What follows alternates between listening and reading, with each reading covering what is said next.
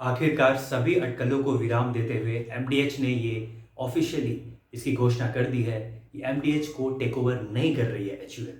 और जो अफवाह अभी उड़ी थी कुछ दिन पहले कि एचयूएल हिंदुस्तान यूनिलीवर एमडीएच को बाय करने वाला है, ये बात गलत है। और अपने स्टेटमेंट में एमडीएच ने कहा है कि this this news is baseless, false, frivolous and it's not true. Nobody sells your child.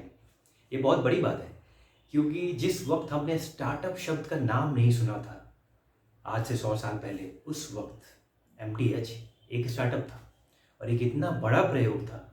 MD महाशय धर्मपाल गुलाटी जी का जो जीवन है वो इतना प्रेरणादायी है। अगर हम उनके जीवन को स्टडी कर रहे हैं, सियालकोट से एक छोटे से दुकान से चुनीलाल गुलाटी जी वहाँ से निकलते हैं, महाशय आदि हट्टी उनकी जो जो उनका बिजनेस है वहाँ से शुरू होता है। फिर उसके बाद पार्टीशन के बाद वो अमृतसर में आते हैं, फिर एक रिफ्यूजी कैंप, वहाँ से फिर दिल्ली आते हैं और वहाँ से फिर एक तांगा खरीदते हैं, तांगा चलाते हैं। फिर वहाँ उनकी बात बनती नहीं। उसके बाद कई उतार चढ़ाव के बाद वो फिर ये एमडीएच पे पूरा अपना ध्यान देते हैं और कहाँ से कहाँ वो पहुँचा देते हैं। और सभी मॉडलिंग के सभी नियम फेल हो गए, क्योंकि एमडीएच जो एक पूरा ब्रांड था वो महाशय धर्मपाल गुलाटी जी के चेहरे पे चलता था। और 10-20 साल से करीब हम सब लोग वो ऐड देख रहे हैं, असली मसाले सच सच एमडीएच एमडीएच। तो इतने बड़े एक महान, मैं कहूँगा सच्चे अर्थों में एक महान एक बिजनेसमैन भी मैं उन्हें नहीं कहूँगा, मैं एक महान पर्सनैलिटी मैं उन्हें कह सकता हूँ।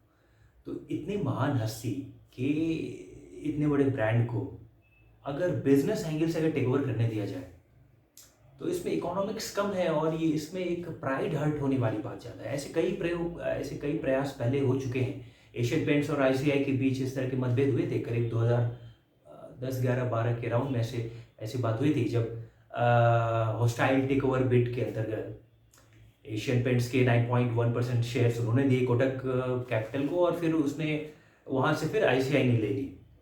तो बाद में फिर उन्हें राइटिंग में देना पड़ा एशियन पेंट्स को कि हम इस तरह की हरकत हम दोबारा नहीं करेंगे, क्योंकि एशियन पेंट्स की अपनी हिस्ट्री है। और जो बात इकोनॉमिस्ट नहीं समझते वो कि सिर्फ इकोनॉमी सिर्फ व्यापार पैसा लेन देन नहीं है, कि ग्लोबलाइजेशन हो गया है, बाहर की कंपनी आ सकती है, कहीं भी कोई भी कहीं पे बिजनेस कर सकता है। ये बात सुनने में बहुत अच्छी बात लगती है, लेकिन क्या आप अपनी कंपनी कहीं पे भी सेल कर सकते हैं, बाय एंड सेल कर सकते हैं? तमाम तरीके के एंटी डंपिंग लॉज हैं अलग अलग कंट्रीज़ के। डायरेक्टली इनडायरेक्टली वो आपको डिस्करेज ही करते हैं, अपने प्रोडक्ट यहाँ पे बेचते हैं, यहाँ से आपका मुनाफा वो उनको होता है और वो लोकलाइज कर देते हैं थोड़ा बहुत। जैसे हिंदुस्तान यूनिलीवर, कई लोगों को हिंदुस्तान में ये लगता है कि ये भारत की कंपनी, लेकिन ये इंडियन कंपनी है नहीं। तो ये यूनिलीवर का एक सब्सिडियरी है।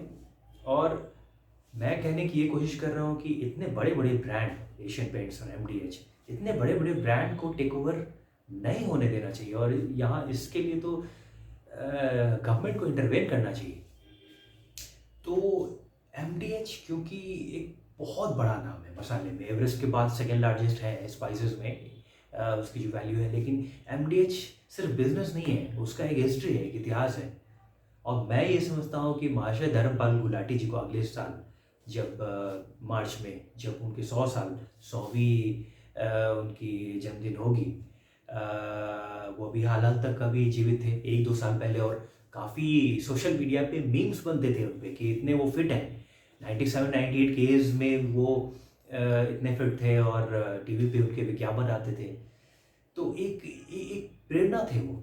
और उन्हें जब उनकी 100 साल की जन्मदिन अगले साल होगी 2023 में, तो मैं समझता हूँ भारत सरकार को उन्हें भारत रत्न देना चाहिए, क्योंकि बिजनेस को हमने सही तरीके से एंटरप्रेन्योरियल जो एक कल्चर होता है उसे हमने प्रमोट किया नहीं सही तरीके से।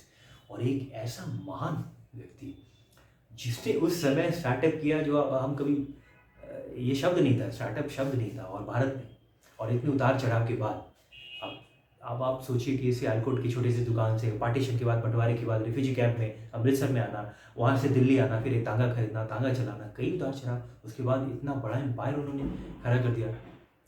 सो उन्हें, मैं समझता हूँ अगले साल उन्हें भारत रत्न मिलना चाहिए।